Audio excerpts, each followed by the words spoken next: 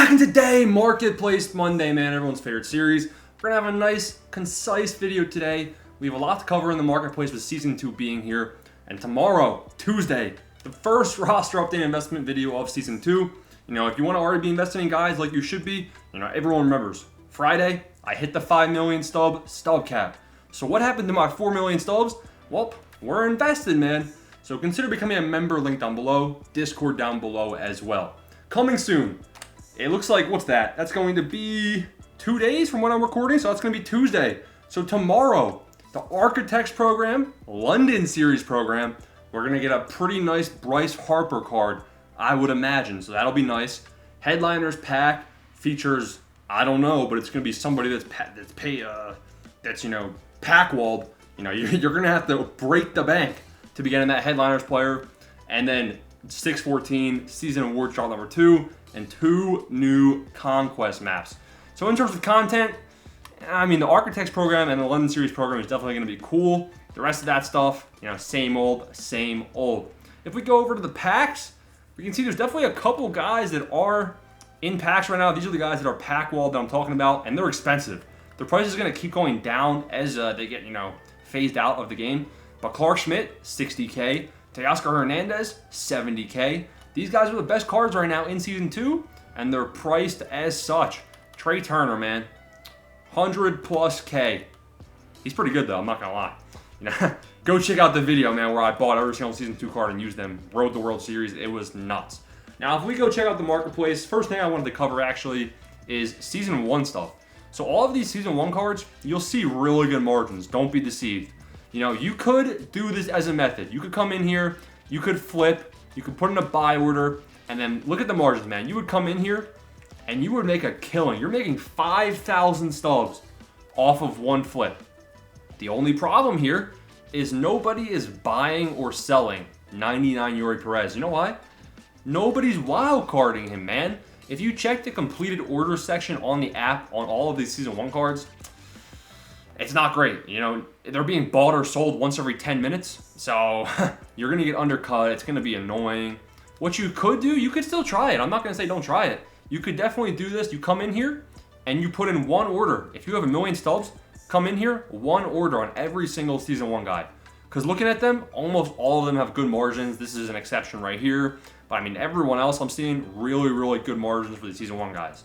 So you could do that, and you could wait an hour. And you know, 20% probably, 20% of your card orders will have gone through, and you still can do that, and it would be a really, really good stub making method. Just that it requires more capital than before. So that's how you approach Season 1 cards with flipping. Now you might be asking yourself, Season 2 guys, they're in season now. Is flipping good for them? The margins aren't great because they're in high demand. You know, there's decent margins here. These guys are just going to keep dropping in price as more and more people get them. Same thing with these guys, you know, Teoscar Hernandez, the other people that are pack walled. As soon as we get the next pack, these guys are going to be lower in overall than the new cards, and their price is going to continually drop, so you don't want to be caught holding on to them. Verdugo, looking at these margins right here, this isn't terrible. You know, you would come in here and you could sell them like this, make about 2,000 stub profit, but that's pretty tedious. Jordan Montgomery, pretty good margins. And then these 87s are flippable as long as they're flying off the shelf. You know, why not? So the Season 2 guys, you could do some flipping with that, but I'm going to recommend, you know, play the game. I think it's a good time to be playing the game right now and definitely loading up on roster update investments, which is what I wanted to cover next. You know, tomorrow's the big roster update video, but I wanted to cover a couple of things. Right off the bat, the starting pitchers are kind of cooking themselves. Freddie Peralta. You know, we're going to cover a lot of these guys in more depth in tomorrow's video, but Freddie Peralta, man, he cooked himself. Had a terrible start. He walked like 5 batters, which, I mean, what are you, Blake Snell? So, I mean, he's a good diamond investment. He was, but he shit the bed. So, I mean, it's not looking good. George Kirby, he's pitching right now when I'm recording this video, having a decent start. Shota, decent start. Joe Ryan's pretty decent. Tanner Houck is pretty decent. Jerry Jones, another guy. Not a great start. Bryce Miller, another guy. Not a great start. Now, I had Jaron Jones, Bryce Miller, and Freddie Peralta all as pitcher flips, and all 3 of them failed. So, I mean, it wasn't really any loss right there, but it is pretty annoying. You know, it's not fun when these guys, you know, don't pitch good when you're investing in them. it's a waste of time. So stay patient. There's definitely going to be a lot of good cards to be investing in.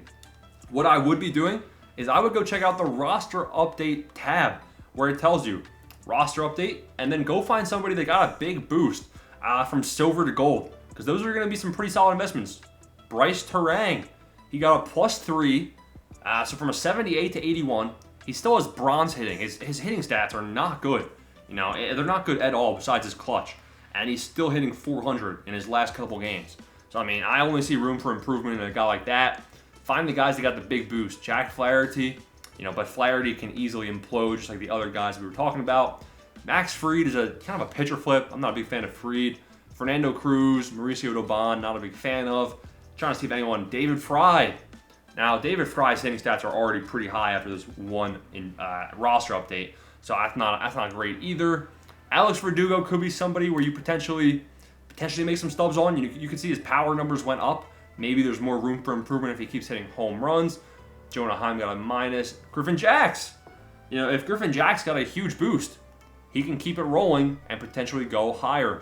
So that's kind of how I would approach finding your own guys right now to do roster update investing in. Connor Wong is a great example. You know, this guy's hitting 350 right now in real life. And this guy's like Luis Arias, but a bit more power, it seems like right now. So, I mean, Connor Wong, you know, he's not going diamond because he's got to hit for more power, and he's just not a power hitter. But I definitely see some room for improvement in a guy like Connor Wong, and SDS is finally getting him on their radar. Lewis Gill is a great example of a guy to be investing in. And then some of these 79s, you know, this guy went from bronze to 79. This could be a great investment as well, and he's still hot to start off the period.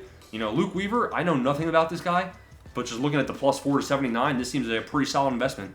And 41 strikeouts in 38 innings, not too shabby.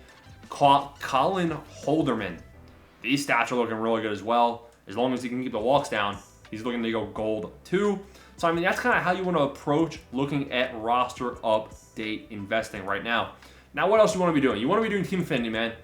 Do the player exchanges, grind versus the CPU with your team captain cards, or in events, hop in and do the repeatable strikeouts and the repeatable hits. That's going to be the fastest way to be getting team affinity done. Make sure you're caught up on Season 2 awards drop number 1, because drop number 2 is coming soon. And that Castellanos actually is a pretty decent card. So like I said, guys, it was going to be a pretty short Market Monday. You know, not too much to cover besides what to do with Season 1 cards. If you have any Season 1 cards that are in your binder, go sell them, man.